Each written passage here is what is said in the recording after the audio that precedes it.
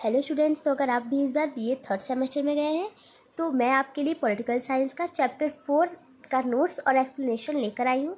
अगर आपने अभी तक वीडियोस नहीं देखे हैं, मैंने चैप्टर 1, चैप्टर 2, चैप्टर 3 भी पढ़ा दिए हैं, तो चैनल पर विजिट ज़रूर करिएगा और बाकी के चैप्टर्स भी ज़रूर देखिएगा। तो चलिए बिना टाइम वेस्ट के क्लास स्टार्ट करते हैं। देखिए, चैप्टर का नाम है आपके अर्धसंघवाद की अवधारणा, जो कि चैप्टर 4 है आपका। ठीक है, तो देखिए चैप्टर का क्या नाम है, अर्धसंघवाद की अवधारणा। ठीक है, यानी चैप्टर अर्धसंघवाद पर है। ठीक है, तो पहले आपको ये समझना होगा ना बेटा कि अर्धसंघवाद क्या होता है, तभी तो हम आगे बढ़ेंगे। तो देखिए पहले सिंपल भाषा में समझिए कि अर्धसंघवाद क्या होता है। तो देखिए, अर्धसंघवाद एक ऐसी प्रणाली को कहते हैं, यानी कि एक ऐसी शासन की प्रणाली है ये, जिसमें संघीय और एकात्मक दोनों प्रकार की सरकारों का ना विशेषता पाया जाता है। यानी जिसमें संघीय शासन का भी विशेषता पाया जाएगा और एकात्मक शासन का भी विशेषता पाया जाएगा। ठीक है, तो वो है आपका अर्धसंघवाद, यानी कि एक ऐसी शासन प्रणाली जिसके अंदर संघीय और एकात्मक दोनों प्रकार की सरकारों की विशेषता आपको देखने को मिलेगी। ठीक है, तो ये हो गया आपका सिंपल सा परिभाषा।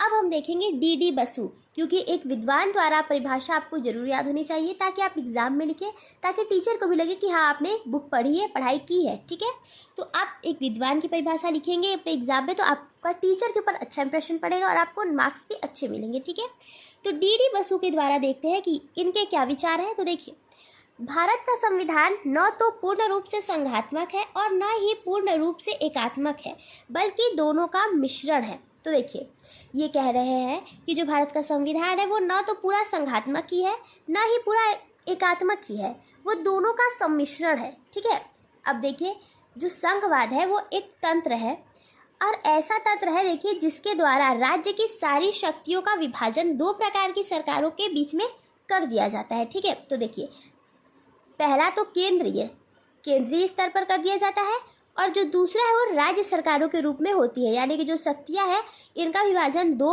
सरकारों के मध्य होता है, पहला केंद्र, दूसरा राज्य सरकारों के रूप में। देखिए, अब हम देखेंगे अर्धसंघवाद की विशेषताएं, क्योंकि कभी कभी वेरी शॉर्ट टाइप क्वेश्चन में पूछ लिया जाता है, उसके बाद हम इसे लॉन्ग टर्म में देखेंगे। ठीक है, तो देखिए अर्धसंघवाद की क्या विशेषता है। तो देखिए, पहला तो शक्तियों का असमान वितरण, यानी कि जो शक्तियों का वितरण होता है वो सबको इक्वल शक्तियाँ नहीं दी जाती हैं बेटा। ठीक है, किसी के पास ज़्यादा शक्तियाँ होती है और किसी के पास कम शक्तियाँ होती हैं, इसलिए जो शक्तियों का वितरण है वो समान रूप से नहीं होता है, इसलिए शक्तियों का असमान वितरण। ठीक है, दूसरा है एकल संविधान, सबके लिए एक ही संविधान। ठीक है, तीसरा है मजबूत केंद्र, मतलब कि जो केंद्र है वो काफ़ी मजबूत है, स्ट्रांग होता है। ठीक है, फोर्थ है आपका एकीकृत न्यायपालिका। ठीक है, अब हम आ जाते हैं अर्धसंघवाद का महत्व। ठीक है, क्या महत्व है अर्ध आपके संघवाद की। चलिए देखिए, पहला राष्ट्रीय एकता और अखंडता को बनाए रखना।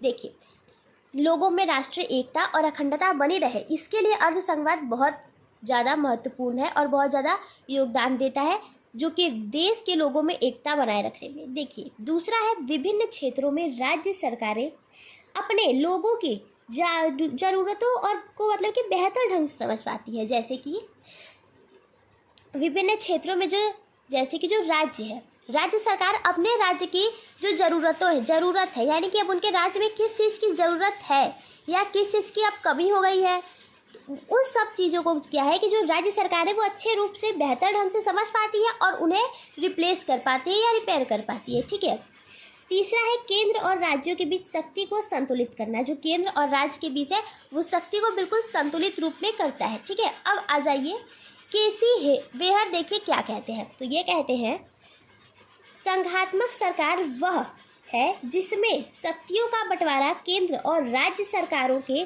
बीच होता है और दोनों अपने अपने क्षेत्र में स्वतंत्र होते हैं। देखिए, ये है आपका संघात्मक सरकार का परिभाषा। ठीक है, तो अगर आ जाए कि संघात्मक सरकार क्या होता है, तो उसमें आप केसी वेयर का ये डिफिनेशन लिख सकते हैं। क्या, देखिए संघात्मक सरकार क्या है। तो संघात्मक सरकार वह है, मतलब जिसमें शक्तियों का बंटवारा केंद्र और राज्य सरकारों के बीच होता है और दोनों अपने अपने क्षेत्र में स्वतंत्र होते हैं, यानी कि जिसमें जो शक्तियाँ हैं वो केंद्र को अपनी शक्तियाँ दे दी जाए और राज्य के बीच उन्हें अपनी शक्तियाँ दे दी जाए और दोनों अपने अपने जो क्षेत्र है उसमें स्वतंत्र रूप से कार्य करें। ठीक है, अब आगे आ जाइए भारतीय राज्य की अर्धसंघीय विशेषताएं। ठीक है, देखिए एकल संविधान हमने ऊपर पढ़ा ना, देखिए एकल संविधान यह पूर्ण संघ व स्टार्च दोनों पर पारित होता है। एक सच्चे संघ में संघ के लिए और राज्यों के लिए अलग अलग संविधान होते हैं, लेकिन देखिए एक पूर्ण संघ में क्या होता है कि स्टार्च व संघ दोनों के लिए एकल संविधान पारित होता है, ठीक है। लेकिन एक सच्चे संघ में संघ के लिए और राज्य के लिए अलग अलग संविधान होते हैं। नेक्स्ट है आपका राज्य। राज्यसभा में राज्यों का एक प्रतिनिधि नहीं होता है। जैसे देखिए राज्यसभा में जो निम्न जनसंख्या वाले राज्यों की अपेक्षा अधिक जनसंख्या वाले राज्यों के अधिक प्रतिनिधि, देखिए जैसे कि राज्यसभा में जो है कि राज्यों के प्रतिनिधि जाते हैं, तो जिस राज्य की जनसंख्या कम है वहाँ से कम प्रतिनिधि जाते हैं, लेकिन जिस राज्य की जनसंख्या ज़्यादा है वहाँ से ज़्यादा प्रतिनिधि जाते हैं, ठीक है। इसीलिए जो राज्यसभा में राज्यों का एक प्रतिनिधि तो नहीं है, मतलब कि सभी राज्यों के एक ही मतलब कि एक कोई नंबरिंग नहीं है कि हर राज्य से इतने ही आएंगे, ठीक है। कोई एक ही नंबर सब राज्य के लिए तय नहीं किया गया है, यानी राज्यसभा में राज्यों का एक प्रतिनिधित्व नहीं है। नेक्स्ट है आपका आपातकालीन प्रावधान। तो देखिए आपातकालीन प्रावधान क्या होता है, तो आपातकालीन प्रावधान भारतीय संविधान का खास नियम होता है, ठीक है, जो सरकार को किसी बड़ी मुश्किल क्या होती है, जैसे युद्ध हो गया, किसी बाहरी देश ने हमला कर दिया, या कभी कभी देश के अंदर ही कोई बड़ी विद्रोह हो जाती है, आर्थिक संकट भी कभी कभी आ जाता है, तो ऐसे समय में जो विशेष शक्तियां हैं, अब ये तो हो गई बड़ी मुश्किल है ना, तो इसमें देश को एकजुट होना पड़ेगा, ठीक है।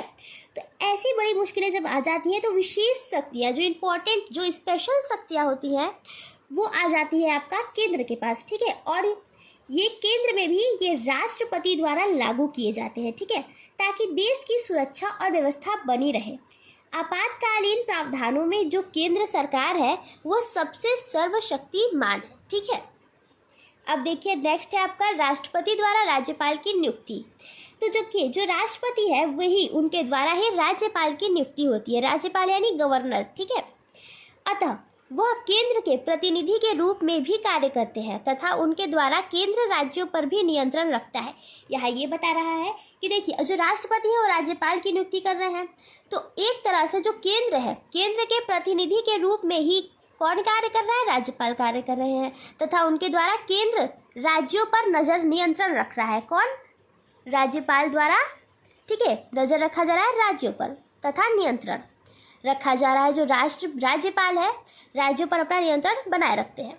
चलिए अब आ जाइए अर्ध संघीय प्रणाली के लाभ क्या है। हमने क्या देखा, महत्व देखा, विशेषताएं देखी, अब हम आ गए हैं लाभ पर। लाभ क्या है, देखिए राष्ट्रीय एकता, यह अलग अलग संस्कृतियों और भाषाओं वाले क्षेत्रों को अपनी अपनी पहचान बनाए रखने का मौका देती है, जिससे वे उन्नति कर पाते हैं और उनके हृदय में देश के प्रति इज्जत उत्पन्न होता है और यह देश की एकता को भी बढ़ावा देता है, ठीक है। अब आ जाते हैं सेकंड, देखिए विकास में तेजी। राज्य सरकारें अपनी नीतियों से अपने राज्य का विकास तेजी से कर सकती है, ठीक है। मतलब कि जो राज्य सरकारें हैं वो अपनी अपनी नीतियाँ लागू करती हैं जिससे उनका राज्य का विकास तेजी से हो। इस तरह सभी राज्य के जो राज्य सरकार होती है वो अपने अपने राज्य के हिसाब से नीतियाँ लागू करती है, तो हर राज्य को जब नीतियों की वजह से विकास होता है तो एक तरह से हमारे देश का भी विकास होता है। देखिए अब नेक्स्ट है आपका अंतर्राज्यीय संघर्षों का समाधान। एक अर्धसंघीय ढांचा क्या है आपका, अंतर्राज्यीय संघर्षों का समाधान मतलब एक अर्धसंघीय ढांचा केंद्र को अंतर्राज्यीय विवाद के मुद्दे में मध्यस्थ के रूप में कार्य करने की स्वीकृति प्रदान करता है।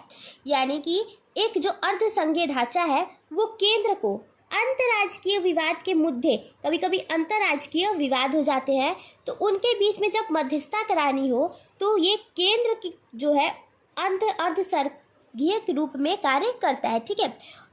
अब नेक्स्ट है आपका एकल बाजार अर्थव्यवस्था। देखिए इसमें क्या है कि अर्धसंघीय संरचना अर्थात अर्धसंघीय रूपरेखा भारत को विश्व के लिए एकल बाजार के रूप में विकसित होने का मौका प्रदान करती है, ठीक है। अब देखिए नेक्स्ट है आपका स्थानीय ज़रूरतों का ध्यान। राज्य सरकारें अपने इलाकों की खास ज़रूरतों और समस्याओं को बेहतर तरीके से समझती हैं और उनके हिसाब से फैसले ले पाती हैं, ठीक है। ये हमने क्या देखे, ये हमने देखे लाभ। अर्ध संघीय प्रणाली के क्या लाभ है, देखिए इसमें आपने क्या पढ़ा कि राज्य सरकारें अपने इलाकों की खास ज़रूरतों और समस्याओं को बेहतर तरीके से समझती हैं और उनके हिसाब से फैसले लेती है, ठीक है।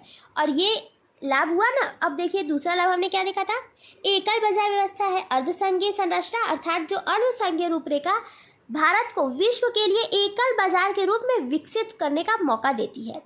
अब उसके ऊपर हमने देखा था कि जब भी कभी अंतर्राष्ट्रीय मामलों में विवाद हो जाता है तो केंद्र को ये स्वीकृति प्राप्त है कि उनके मध्यस्थता करा दी जाए, ठीक है। अब इसके पहले हमने देखा था राष्ट्रीय एकता।